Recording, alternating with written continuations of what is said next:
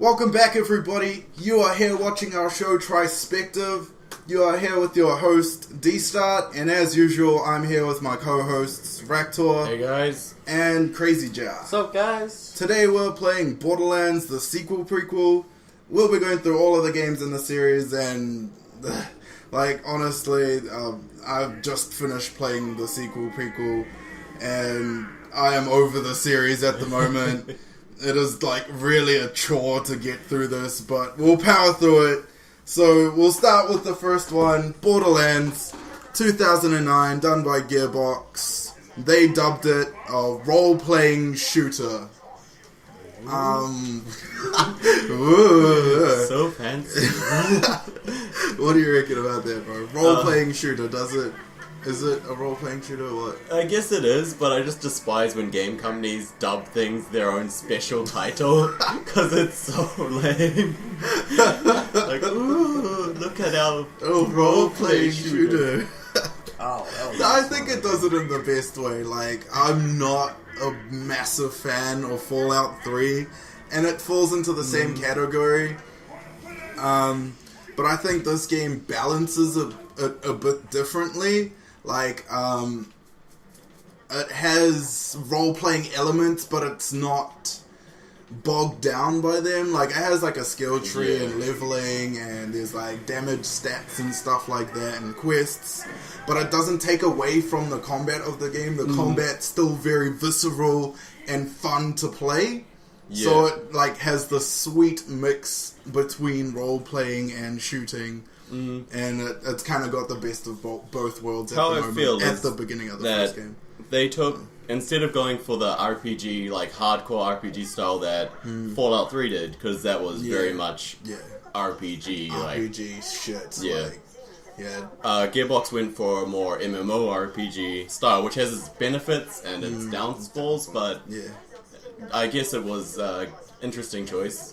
Yeah. It helps streamline the game, make things easier to pick up, but also have, some depth and interesting mechanics and stuff. It makes it, for starting off in Borderlands, I thought that was an awesome idea. This was at the stage where I was still, really excited about the series. Oh my god, this is going to be so cool. They'll be working on this and it'll be so awesome in a couple of years. I can't wait for the sequel. Oh my god, they're going to just build on it and it's going to be so much better.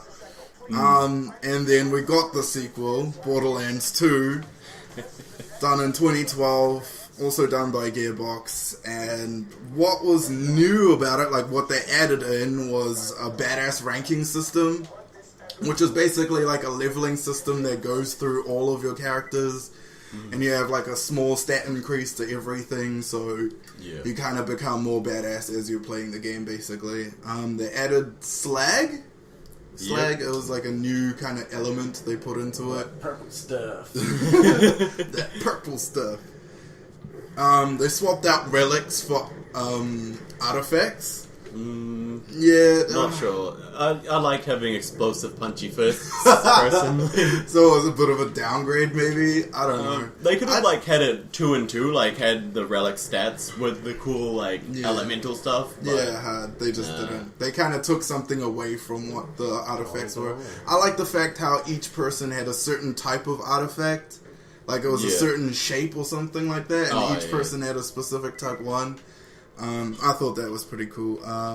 They added E-Tech weapons, which was the magenta-colored weapons, which basically replaced the Iridian weapons. Yep.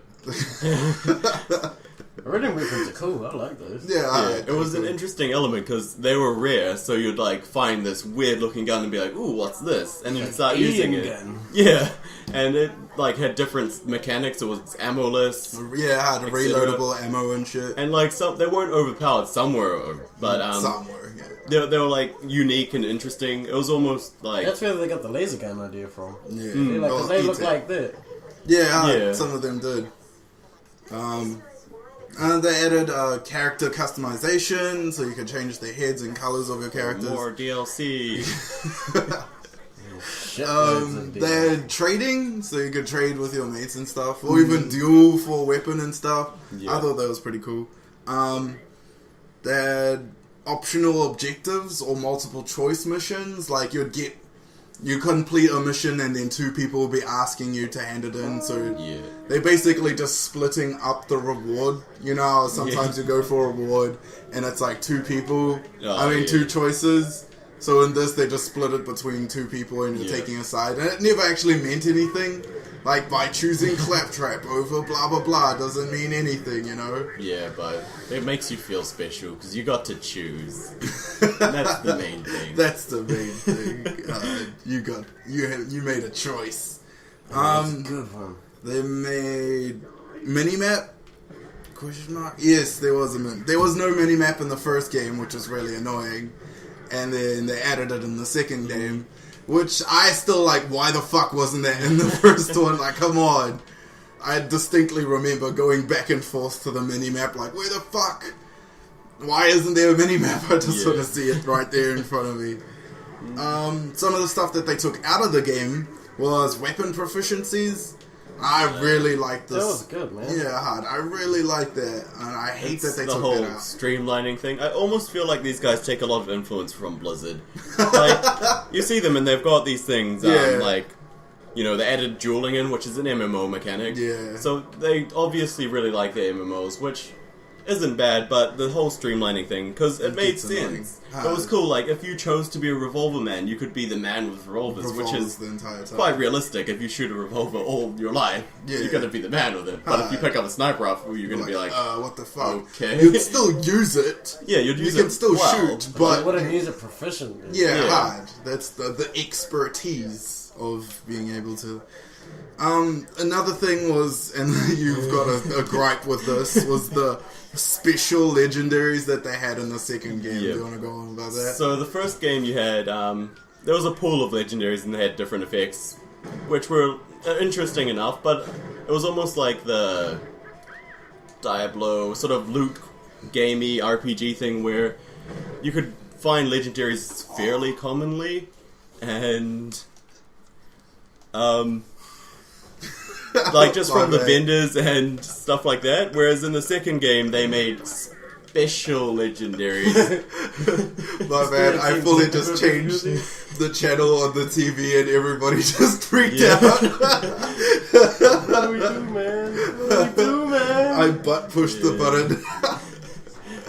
The special legendaries, some were cool. Like, I enjoyed the Nukem gun, which launched a nuke. Yeah. But a lot of them were like stupid effects, which are usually look at that beautiful mushroom cloud. But a lot of them were just meaningless, like stupid things, like the bullets bounce or something. Yeah. And usually it took away from that experience. Like, ooh, a legendary, but now you're like ooh, shit. Is it going to be good? Yeah, you're thinking, doubting yourself, like, oh, I hope this is a good one. And you'd pick it up and like, oh, for fuck's sake, it's dumb. I have a legendary and it's a dumb one. Yeah. Fucking hell. It also made them rarer. It was like a 0.04 chance to get a legendary. Hard. So what do you guys think about the humor? Like, that was a big part of the first game. How did it transition onto the second game? And I reckon it didn't do very well. Like, it made me hate Claptrap. Like, I liked him in the first game. I thought he was so cool. He was funny and everything, and he made the game for me. And then in the second one, from start to finish, he's just like in your face with some of the dumbest jokes ever. And it's like, go the fuck away. What? You're killing Claptrap. Claptrap's killing Claptrap. Would you say that they saw the where their humor won over in the first game, and then they really picked on those points? Yeah, definitely. And that ended up ruining it for you? Fuck yes. They're like, they found something like, oh my god, everybody likes Claptrap, and they're all like these stupid jokes that we're making, and they just cranked it all the way to 12 for the second one. Yeah. Just like, yes! Just make these dumbass jokes the entire game. Like, it got so grating. Like, by the time I was at the end of the game, and then Claptrap gets there, and it's like Stairs' his greatest villain or whatever, I was like, fucking shut the fuck up. I was over a it. little whiny bitchiness. I can't remember the first game. Did the first game have many pop cultural things? Yes, it did have quite a few. But yeah. Because I feel like the second one, it was all about the pop culture. Yeah. LOL, I'm so random. Yeah. May. Yeah, Maymays. There was one that I did enjoy when you fight the Teenage Mutant Ninja Turtles. That's like a nice... That's cool. an Easter egg, though. Yeah. That's not... Yeah, What? that's true. You do? Yeah, you go Yeah. like into the sewers, and then Oh my god. you're like, you see pizza everywhere, and you're like, what the fuck? And then you fight the... and then there's like a secret one where you can find Splinter. Yeah. You have to like solve like this little puzzle thing, and then you can fight Splinter. It's really cool. I thought that was really good. Narratively, I think it's better than the first one because they gave you somebody to hate. That's true. With Handsome Jack, you had like from the start, you're like, "Fuck that dude's a dick. I want to kill him." And by the end, when you shot his face, like, die! Like, yes, I killed him. The fucking asshole's dead. Sort of like they had to do that because the whole first storyline was, woo, there's this magical vault, we've got to find it. So that was their main premise. So they had to, they couldn't have just went, look, there's another vault, guys, because you already know what's in the vault. You know what's in the vault, you know about it all. So yeah, I guess that's natural progression of the story then, I guess. And they did it quite well, I think. I really liked the second game.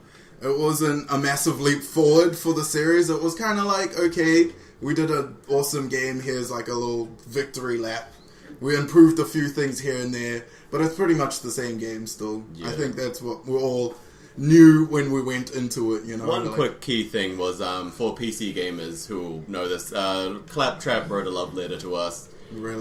Yeah, explaining... Because in the first game there was a lot of things missing that PC gamers look for. Yeah. And in the second game they added in like field of view, more graphics options and such. Okay. So the first game wasn't a very nice port, but the second one was a lot nicer. Yeah. Oh, nice. Well, that's cool. And then we're here with the next one. The Borderlands, the pre-sequel, I've called the sequel prequel, because that's what it is. It was done by 2K Australia. And it shows. Yeah, there's a lot of like Australian stuff. Australia, mate. What's new? Or not? There's new stuff, but it's not actually new. Like they've got ice, which basically replaces slag because there's no slag in this game. You got laser weapons, but that like basically replaces the E-Tech weapons. Like what? You got Oztech, like this Oz-Kit thing, which replaces the relics, so it's basically like a glorified relic. They got the zero gravity thing and the oxygen like depleting and stuff like that. And they got the grinder with the loonshine weapons and all that shit. It was their attempt on crafting, which I thought it was so ham-handed and lame, really. Yeah. Like, I thought they could have done that way better, considering there's like a pretty big mod community for Borderlands. That is true. Like, you'd go online and people's just like squirting fucking purple and orange weapons everywhere. You're like, what the fuck?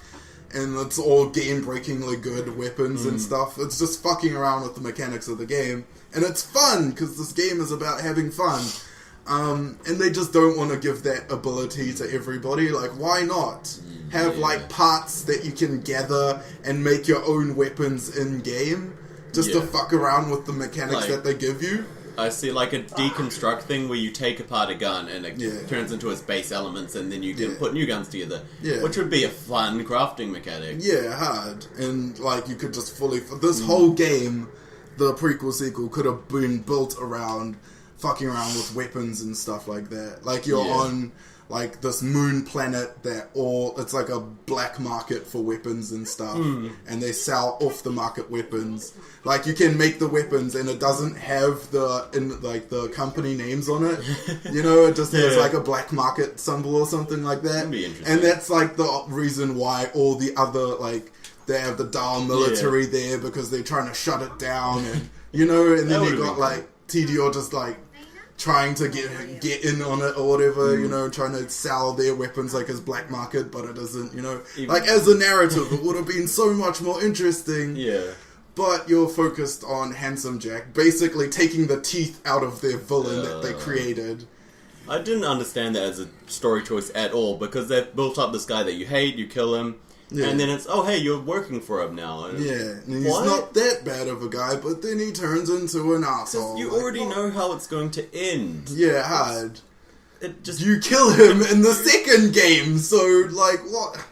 It's just because the first two games, they had interesting stories. The first one, you go find a vault, and it's like, ooh, secret mystery. The second one, you have this main evil dude. You hate him. He's an asshole. He makes immature jokes. Get into the cowboy, etc. Launch. And now there's almost no story here. Yeah, hard. It's really worst one of the series. Honestly, it was a step backwards, kind of. I really feel as it was like a game for the die-hard fans of the series. Like, people that really like fucking Borderlands and just wanted to play something new, Borderlands. Yeah.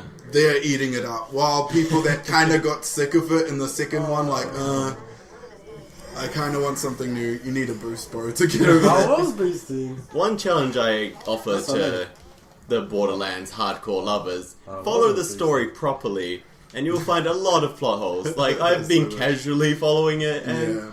It just points to the whole problem with making a pre-sequel. Yeah, because I assumed it was going to be the pre-sequel to the third game. Yeah. Instead of putting it in between games, because then you've got all these continuity errors and stuff, which just don't. Why? You ran out of boost, bro.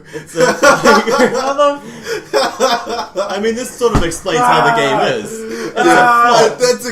That sums up the game so well. It's just like, and then fail. Yeah. Borderlands 2 had the Steam sort of going, it sort of continued, and then game, like the boost ran out just before they hit the ramp, and it was there. It's a perfect metaphor for this game. Yeah, hard. Done by the game. So we'll start out our segment that we've started. What we want / expect from the next Borderlands. Now, I expect it to be almost exactly like this one.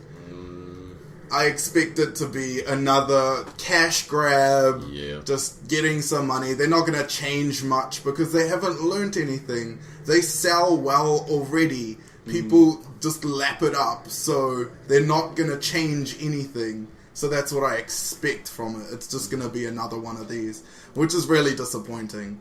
What do you expect? I fully agree. It's just a case of people just get too into their fandoms and they don't criticize things, and therefore you're just going to keep getting the same game over and over because the developer thinks that the game is amazing. Yeah. You're not helping challenge them and create a more interesting game, and what I'd like to see is some completely different elements that just are unique and interesting. Build on what they started with Borderlands 1, and then just like tweaked in Borderlands 2. They just made it slightly better. And then they didn't like leap forward or anything. So, what do you reckon, Crazy Jar? Unless, it's pretty good. It's rinse and repeat for me. This game, like, I haven't played the second one. I played the first one, and I'm playing this one. Yeah.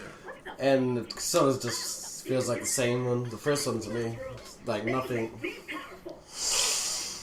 What do I expect from it? Better systems, really. Yeah, hard. Nah, what I want though, I've kind of already explained that with the what I wanted from the prequel sequel, is just having them explore some of the mean-ass mechanics, like giving us options to customize our own weapons, maybe. Explore the cool, like, I really like the fact that they have like gun companies and stuff like that. Like even adding like a loyalty card, like you only use talk weapons or whatever, and like when you go to vendors, like have specific vendors for certain weapon companies and stuff, and you get like a loyalty card and you get like discounts and stuff, and like once you get your loyalty card to platinum or have it specifically to the company, like for TDO, I mean for Talk, it would be like explosion blah blah blah, and it's like the ultimate card, and then you can get access to like specific weapons that only you can get for having that loyalty card. Well, you're not wrong there, because they have to do some sort of new vending system, because in the whole thing, Pandora is owned by what's his name? Marcus? Oh, Marcus. He owns it's a monopoly, so Yeah, and then in this game, he's not going to be on this new planet, so they have, Yeah. and the loyalty system would be awesome. Yeah, I thought that would be a really cool idea. Because I like the fact that there's like all these different gun companies and stuff, and they have like little traits, gimmicks, I guess you could call it. Like, buy our weapons, you can throw them around and they explode, and then another one will materialize in your hand. Or explosions, or whatever, Hyperion, like they get more accurate as you shoot, or whatever. I don't know, but something like that, I think. So yeah, that's what I really want. I don't expect it to be like that, but that's just what I want. Is there anything in specific you guys think that you guys want from the next game? I mean, there's the Telltale game that they're going to be releasing, the Tales of the Borderlands or some shit like that. Not interested. I don't care enough about the Borderlands story. That's just a reskin of, like, The Walking Dead, I see it as. Like, it's going to be the same thing, like, quick time events and, like, a touching narrative story, I guess. Maybe they'll go for a funny narrative story, I guess. I don't know. Yeah. It'll be lame, though. So yeah, that's it. I think we've reached the end of our show. Thank you guys for watching the show. If you like what we're doing here and want to see more, please subscribe to our channel and follow us on Twitter or email us at irrelevantsidequest@gmail.com. Thanks again for watching and take care.